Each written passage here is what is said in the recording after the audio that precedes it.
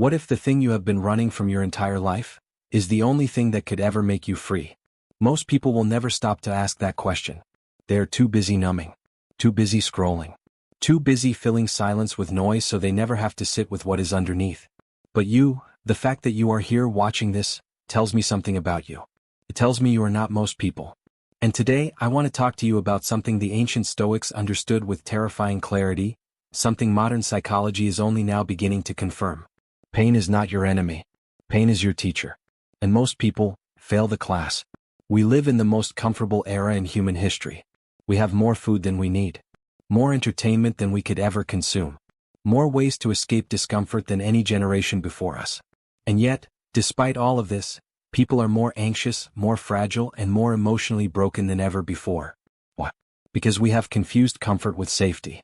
We have confused avoidance with peace. And in doing so, we have raised an entire generation of people who do not know what to do when life inevitably hurts. Think about it. When a difficult emotion rises, what is the modern instinct? Reach for your phone. Pour a drink. Change the subject. Blame someone else. Distract yourself. Do anything at all, except sit with it. When physical discomfort arrives, exhaustion, cold, hunger, the burn of real effort, the modern reflex is to retreat, to take the shortcut, to choose the path of least resistance before the path of least resistance chooses you. And every single time you do this, you send yourself a message. A quiet, devastating message that says, I cannot handle this. Over years, over decades, that message becomes a belief. And that belief becomes your ceiling. 2,000 years ago, a man named Marcus Aurelius ruled the most powerful empire on earth. He faced plague, betrayal, war, grief, and the slow unraveling of everything he loved. He had every reason, every resource, to numb himself. He chose differently. You have power over your mind, not outside events. Realize this and you will find strength. Marcus Aurelius Meditations. Notice what he is not saying. He is not saying the pain will go away. He is not promising that life will become easy or fair. He is saying something far more radical. The pain is outside you. Your response to it, that lives inside you. And what lives inside you is the only domain that has ever truly mattered. Epictetus, a former slave who had been subjected to unimaginable cruelty, built an entire philosophy around this idea. He called it the dichotomy of control. Some things are in our power. Some things are not. And the entire game of human suffering, every last ounce of it, comes from confusing the two. Seek not that the things which happen should happen as you wish, but wish the things which happen to be as they are, and you will have a tranquil flow of life. Epictetus and Chiridion. And then there is Seneca, the brilliant, tormented philosopher who was exiled, recalled, made wealthy, then forced by Nero to take his own life. A man who knew that fate did not negotiate. It is not that I am brave. It is that I know what is trivial. Seneca the Younger. These were not men who theorized about hardship from behind comfortable walls. They lived it. They breathed it. And from that living and breathing, they forged something the modern world has almost entirely forgotten. The wisdom to welcome pain, not as punishment but as curriculum. Let us go deeper now. Because understanding that you should face pain is one thing.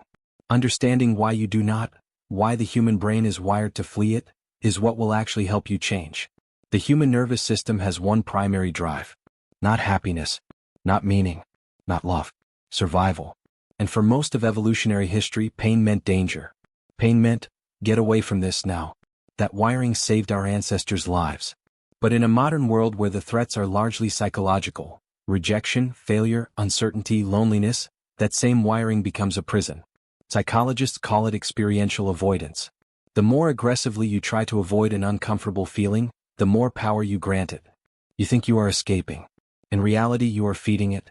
You are teaching your nervous system that the feeling is dangerous, that avoidance is the correct response. And so the anxiety gets worse. The sadness deepens. The self-doubt calcifies. Not because life is cruel, but because the strategy is wrong. There is a second layer to this, and it is even more insidious.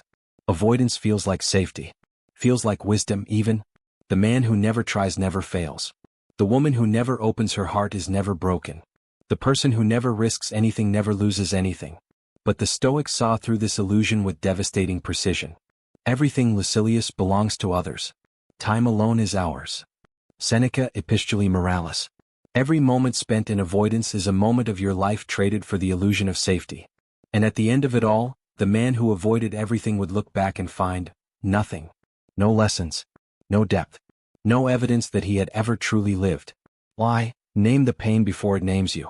When pain arrives, whether physical, emotional, or existential, your first instinct will be to react.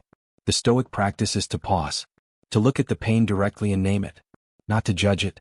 Not to magnify it. Simply to observe it. I'm feeling fear right now. I'm feeling grief. I am feeling the sting of failure. This practice, what neuroscientists call affect labeling, literally reduces the emotional intensity of the experience. You are not surrendering to the pain. You are seeing it clearly. And what you can see clearly you can work with. Law 2, separate what you control from what you don't. You cannot control outcomes. You cannot control other people.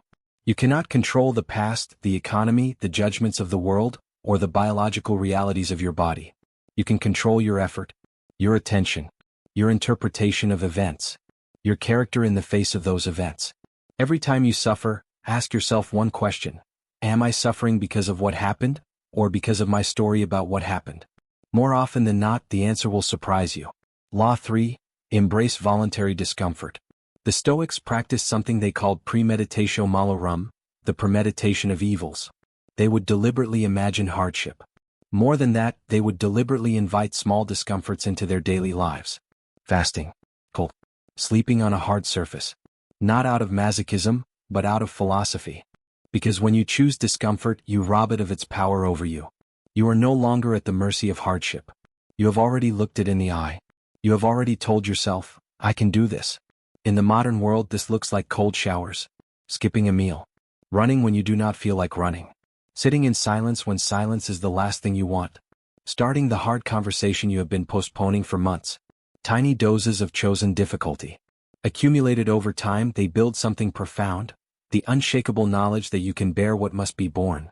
Law 4, do not dramatize. Marcus Aurelius wrote in his private journal a simple, ruthless instruction to himself. Do not make things worse than they are. Most suffering is amplified suffering. The event itself may be painful, but the story we wrap around it, the catastrophizing, the what-ifs, the rehearsed grievances we replay at midnight, multiplies the pain tenfold. The Stoic discipline is radical objectivity. What precisely has happened? Not what might happen. Not what it means about your worth or your future or the fundamental unfairness of the universe. What precisely has happened right now? Describe it as you would describe the weather. Not as a verdict on your life. Law V, use the pain. This is the most powerful and least understood Stoic idea. Pain is not a detour from your path. Pain is often the path itself. Every great transformation in human history, personal, civilizational, philosophical, has been forged in difficulty. Not despite it. Because of it. The question is never, why is this happening to me? The Stoic question is, what is this making possible? What is this teaching me? Who am I becoming in the fire of this experience? When you shift from resisting pain to using it, genuinely extracting meaning and direction from difficulty, something changes in you at the level of identity. You stop seeing yourself as someone to whom life happens. You begin to see yourself as someone who happens to life. There is an image the Stoics return to again and again.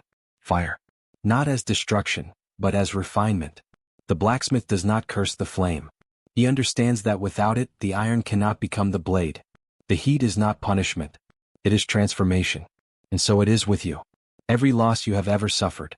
Every failure that left you sitting in the dark at 2 a.m, wondering who you are and whether any of it matters. Every moment your body screamed at you to quit and you kept going anyway. Every time you were broken open and had to choose, again, what to fill the space with. None of it was wasted. Not one molecule of it. The Stoics believed, and I believe, that a life of genuine meaning is not built in comfort. It is not assembled in the absence of pain.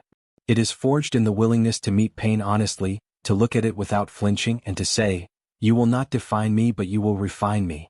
Marcus Aurelius, ruling an empire while his children died and his borders crumbled, still found the discipline to write in his private journal each morning. Not because life was good, but because he was committed, every single day, to becoming a man equal to his life, whatever his life demanded. That is the invitation.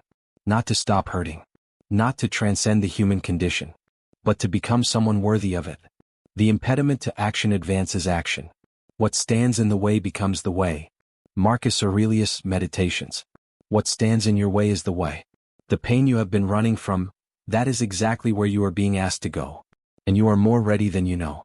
If this reached something in you, if something in these words landed somewhere quiet and true, then you already know what I am about to say.